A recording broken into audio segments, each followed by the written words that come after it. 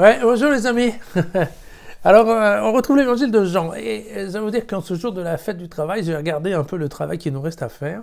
Et je suis un petit peu déçu par le programme officiel de l'Église qui nous fait faire, dans les semaines qui viennent, beaucoup d'allers-retours, beaucoup de répétitions. C'est pas à force de rabâcher les phrases de Saint Jean qu'on va comprendre ce qu'il dit. Donc, ce que je vous propose, moi, ça serait de descendre, effectivement, avec une certaine régularité, les chapitres 15, 16 et 17 de l'évangile de Jean, qui sont effectivement ceux dont on parle dans le programme officiel, qui sont des chapitres importants parce que ça correspond au dernier discours de Jésus avant la Passion, hein, et puis sa dernière prière au chapitre 17, donc c'est en effet là que se passent de nombreux messages. Et puis, quitte à ce qu'on s'éloigne un peu, effectivement, dans l'ordre chronologique de la... Alors, on va suivre, nous, l'ordre régulier, chronologique, enfin, en tout cas, l'ordre littéraire, je dirais, des livres. Et donc, évidemment, il y a des moments où on va s'éloigner un peu du programme officiel, et donc vous n'allez pas retrouver dans vos livres ou dans vos paroisses exactement le même texte. Mais vous verrez, il y a un décalage de 3 jours, mais on retombe dessus. Voilà. Donc, ça va nous mener globalement à moitié du mois de mai, hein, à partir du quand on reprendra la Genèse. Mais alors, je reprendrai la Genèse d'une façon un peu différente parce que plusieurs personnes m'ont dit que c'était un peu rasoir. Et donc, je vais essayer de regrouper un certain nombre de passages et de ne garder que ce qui est indispensable, ou on va dire le plus important, quitte à perdre un peu voilà, de l'originalité du programme. Et donc... nous reprenons dans ce cas-là l'évangile de Jean, chapitre 15, les versets 1 à 8, pour cette histoire de vigne et de vigneron que nous avons lu il n'y a pas longtemps. On va essayer de ne pas se répéter quand même. « Je suis la vraie vigne et mon père est le vigneron. Tout sarment qui en moi ne porte pas de fruit, alors il l'enlève, et tout sarment qui porte du fruit, il l'émonde, afin qu'il en porte davantage encore. Déjà, vous êtes émondés par la parole que je vous ai dite. Demeurez en moi comme je demeure en vous, de même que le sarment, s'il ne demeure sur la vigne, ne peut de lui-même porter du fruit. Ainsi, vous non plus, si vous ne demeurez en moi. Je suis la vigne, vous êtes les sarments. Celui qui demeure en moi et en qui je demeure, celui-là portera du fruit en abondance, car en dehors de moi, vous ne pouvez rien faire. Si quelqu'un ne demeure pas en moi, il est jeté dehors, comme le sarment. Il se dessèche, puis on le ramasse. On les jette au feu et ils brûlent. Si vous demeurez en moi et que mes paroles demeurent en vous, vous demanderez ce que vous voudrez et cela vous arrivera.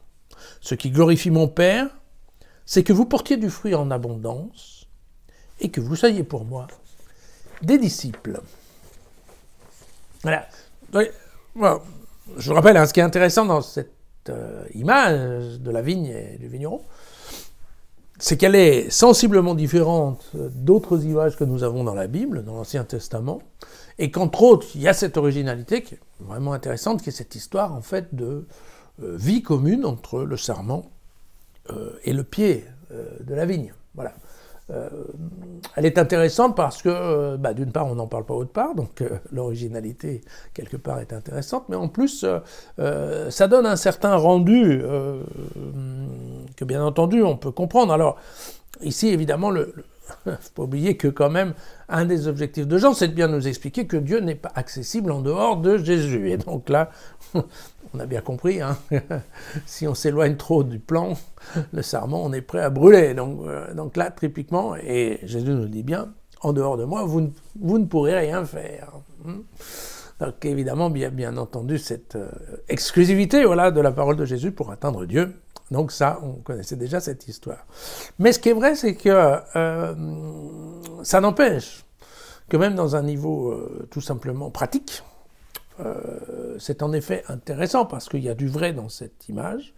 Il y a du vrai dans le fait qu'effectivement, c'est en restant un peu branché, si on peut dire, avec voilà, la lecture des textes, probablement la prière en église ou à la maison, et puis probablement aussi certaines activités qu'on peut faire, des activités caritatives ou d'associations qu'on peut faire au sein de la paroisse ou de l'église. Enfin, on se rend bien compte qu'en effet, la vie en église, quelque part, c'est un stimulant et ça permet effectivement de rester d'une certaine façon dans la présence de Dieu, j'en ai aucun doute. Et puis l'autre côté, c'est vrai que l'émondage, ça a aussi un certain sens, puisque dans le monde où nous vivons, il est vrai qu'on aurait un peu tendance à parfois oublier ce qui est important. Et donc si on prend l'image de l'émondage comme étant d'enlever, de débarrasser un peu tout ce qui pourrait nous protéger du soleil, je pense qu'effectivement, on a tous beaucoup à faire pour laisser grandir en nous la parole de Dieu. Donc, vous voyez, cette image, dans ce sens-là, elle est intéressante. Je voudrais juste aussi rappeler que la prière, c'est l'expression, quelque part, de la volonté de Dieu et pas de la nôtre. Même si, bien entendu, on tombe dans le panneau de prier pour notre santé, pour celle des copains et pour l'examen de vos enfants. Mais l'idée, attention, ça a bien été dit, c'est Père, que ta volonté soit faite, pas notre volonté, d'accord ? Mais ce qui est vrai, c'est que si on veut prier pour que la volonté du Père se réalise, eh bien, évidemment, il faudrait la connaître, et pour la connaître, effectivement, il est bon de rester branché sur le pied et d'avoir un flux continu de sève pour se porter en bonne santé, on va dire ça comme ça. Voilà, à demain.